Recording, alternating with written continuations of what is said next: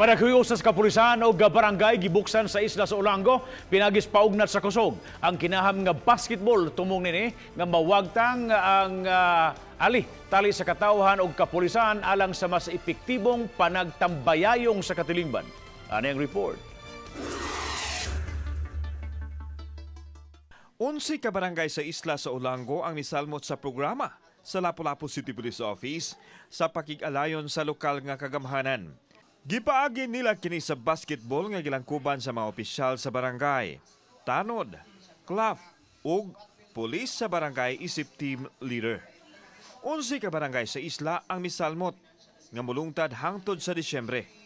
Unite ang usa ka barangay, so nakita na ko sa isla na ang mga tao dito mahilig og sports, ilabi na ang basketball. Kay in fact gani nanatay mga player sa Olango na niabot na karon sa I think PBL or silang katong mga Mumbert Arong o gikan na sila sa isla.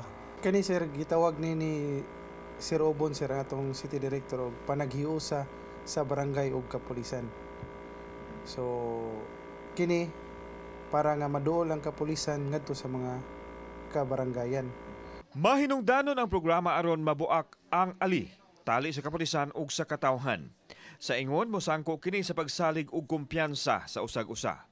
Dako og matampo ang mga tao sa programa sa Philippine National Police kung makuha ang pagsalig.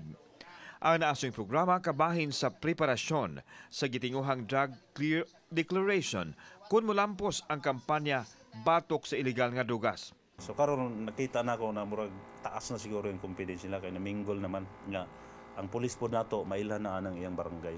Pilot lang sa ang kuan sir ang Olango.